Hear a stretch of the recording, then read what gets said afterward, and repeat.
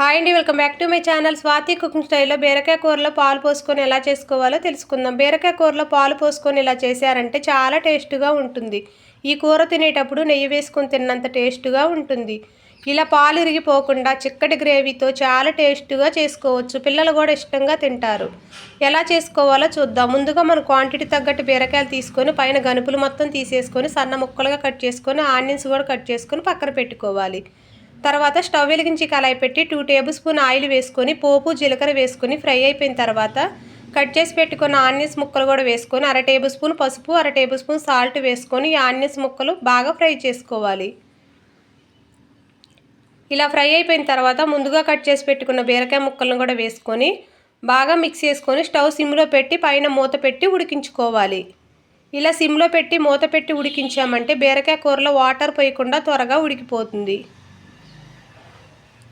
ఇలా 50% ఉడికిపోయిన తర్వాత 1/2 table spoon అల్లం వెల్లుల్లి పేస్ట్ వేసుకొని మరొక 2 మినిట్స్ పాటు ఉడికించుకోవాలి. ఇలా ఉడికిపోయిన తర్వాత బీరకాయ కూరలో కారం చాలా తక్కువగా వేసుకోవాలి. 1/2 టేబుల్ స్పూన్ కారం 1/2 టేబుల్ స్పూన్ సాల్ట్ వేసుకొని బాగా మిక్స్ చేసుకొని ఆయిల్ సపరేట్ అయ్యేంత వరకు ఫ్రై చేసుకోవాలి ఈ కూరని.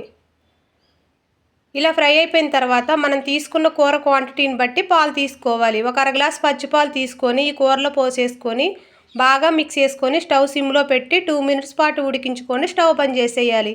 మరీ ఎక్కువగా ఉడికించామంటే పాలు ఇరిగిపోయే ఛాన్స్ ఎక్కువగా ఉంటుంది. ఇలా కూరలో పచ్చిపాలు పోసామంటే కూర చాలా టేస్ట్గా ఉంటుంది, చిక్కదనం కూడా ఉంటుంది. అంతేనండి, చాలా టేస్ట్గా ఈజీగా బీరకాయ పాలతో కూర రెడీ అయిపోయింది. ఇలా చేశారంటే చాలా టేస్ట్గా ఉంటుంది. ఈ కూర తినేటప్పుడు నెయ్యి వేసుకుని తిన్నంత టేస్ట్గా ఉంటుంది. మీరు కూడా ట్రై చేయండి. మీరు ట్రై చేసి మీకు ఎలా వచ్చిందో కామెంట్ బాక్స్లో నాతో షేర్ చేయండి. ఈ వీడియో నచ్చితే లైక్ చేయండి, మన ఛానల్ సబ్స్క్రైబ్ చేసుకోండి. ఈ వీడియో చూస్తున్నందుకు థ్యాంక్ యూ. వేడి వేడి కూర చాలా టేస్ట్గా ఉంటుంది, ట్రై చేయండి.